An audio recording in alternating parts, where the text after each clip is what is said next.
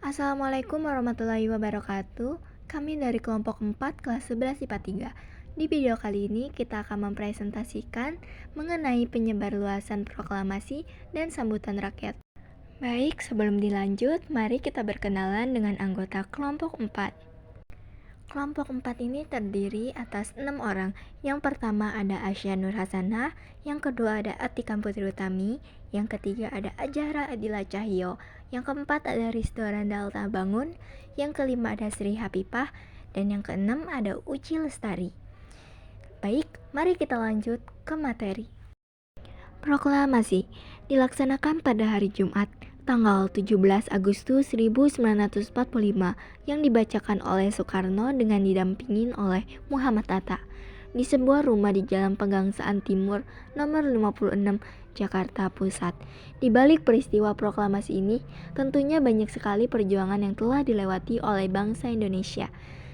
Berikut ini, mari kita simak detik-detik proklamasi dibacakan.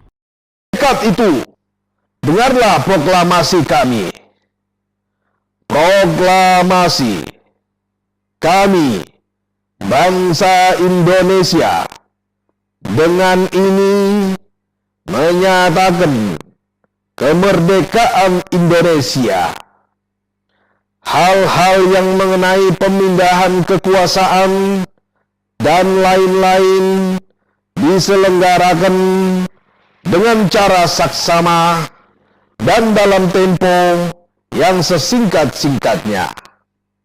Jakarta, 17 Agustus 1945. Atas nama bangsa Indonesia, Soekarno Hatta. Demikianlah saudara-saudara, kita sekarang telah merdeka. Tidak ada satu ikatan lagi yang mengikat tanah air kita dan bangsa kita. Mulai saat ini, kita menyusun negara kita. Negara merdeka, negara Republik Indonesia. Merdeka kekal dan abadi. Insya Allah, Tuhan memberkati kemerdekaan kita itu. Setelah menyimak video tadi, maka terpintas dalam pikiran kalian bagaimana kabar proklamasi ini tersampaikan kepada masyarakat Indonesia yang dimana saat itu komunikasi dan gadget masih sangat sulit ditemukan. Untuk mengetahui lebih lanjut, mari simak baik-baik video ini. Suara Asia yang terbit di Surabaya dan Cahaya yang terbit di Bandung adalah surat kabar pertama yang menyiarkan berita proklamasi kemerdekaan Indonesia.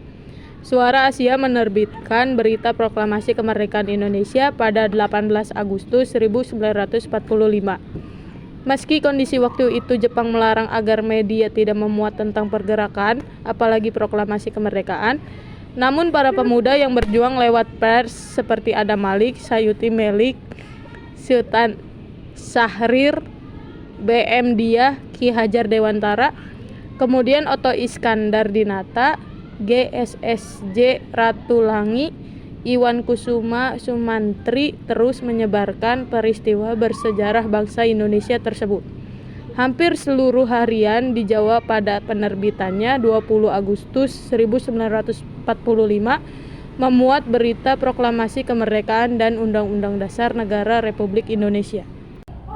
Pada tanggal 17 Agustus 1945, Syahrudin berhasil memasuki ruangan siaran radio Hosokanri Kyoku, sekarang Radio Republik Indonesia. Tepat pukul 19 WIB, teks proklamasi kemerdekaan berhasil disiarkan.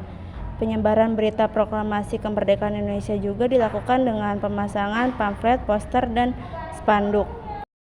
Pemasangan tersebut ditempel pada tembok-tembok dan gerbong kereta api. Di balik kejadian itu, banyak pula tokoh turut berperan dalam penyebaran berita proklamasi kemerdekaan Indonesia di berbagai daerah. Berikut ini adalah tokoh yang turut berperan dalam penyebaran berita proklamasi kemerdekaan Indonesia. Soekarni memimpin kelompok pemuda yang bermarkas di Jalan Bogor untuk menyiasati penyebaran berita proklamasi. Mereka membuat salinan naskah proklamasi dan kemudian menyebarkannya kepada masyarakat.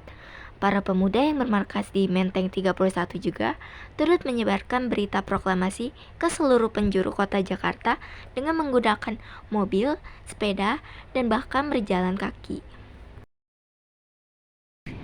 Syahrudin diam-diam mengirim kawat telegraf ke seluruh Indonesia, mengabarkan bahwa Indonesia telah diproklamasikan hari ini 17 Agustus 1945 pukul 16 WIB, bulan Ramadan.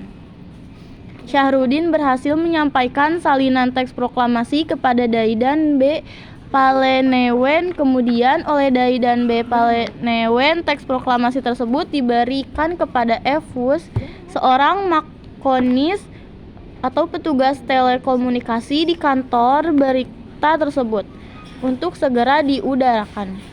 Pada tanggal 17 Agustus 1945, Syahrudin berhasil memasuki ruang siaran radio Hoso Kanri Kyoku.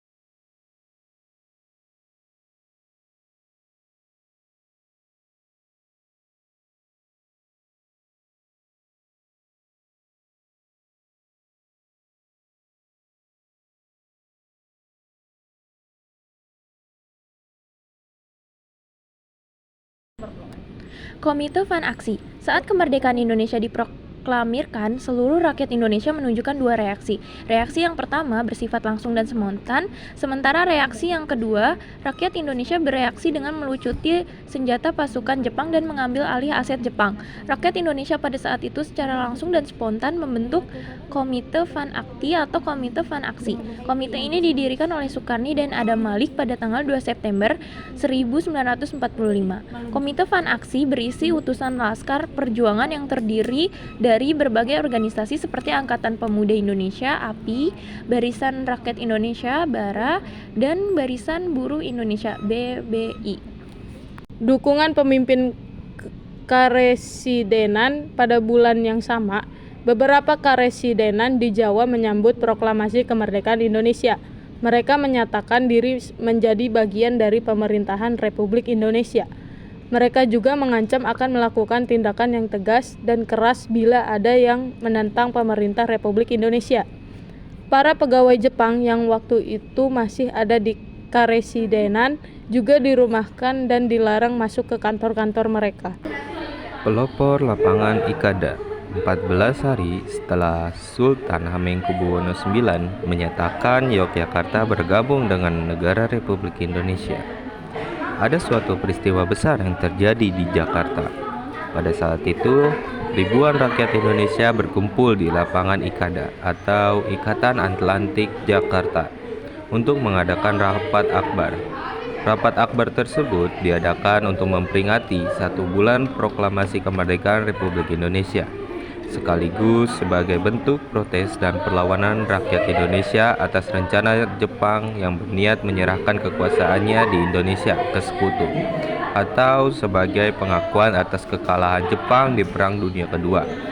Sementara itu, para tokoh pergerakan kita pada masa itu juga mendengar kalau Belanda memang berniat untuk kembali ke Indonesia untuk menguasai Indonesia lagi. Tujuan dan suasana lapangan Ikada. Tujuan dari rapat akbar di lapangan Ikada adalah agar pemimpin Republik Indonesia bisa berbicara langsung di hadapan rakyat Indonesia, agar semangat kemerdekaan tetap membara. Rapat akbar ini juga bertujuan untuk menunjukkan ke dunia kalau bangsa Indonesia meraih kemerdekaan atas perjuangannya sendiri, bukan karena pemberian dari Jepang. Suasana rapat akbar di lapangan Ikada waktu itu sangat menegangkan karena pasukan Jepang datang dengan senjata lengkap. Sekalipun demikian, masih banyak rakyat Indonesia yang datang ke rapat akbar tersebut. Hingga akhirnya sekitar jam 3 sore, Presiden Soekarno datang ke lapangan Ikada dan menyampaikan sebuah pidato singkat. Inti dari pidato tersebut ada 4, yaitu dari pidato. 1. Menegaskan kalau bangsa Indonesia memproklamasikan kemerdekaannya dan akan terus mempertahankan kemerdekaan tersebut. 2. Meminta dukungan dan kepercayaan rakyat ke pemerintah Republik Indonesia. 3. Menuntut rakyat untuk mematuhi kebijakan-kebijakan pemerintahan dengan disiplin. 4. Memerintahkan rakyat untuk membubarkan diri dengan tertib dan tenang untuk menghindari pertumpahan darah. Sekian video yang kami sampaikan. Terima kasih. Wassalamualaikum warahmatullahi wabarakatuh.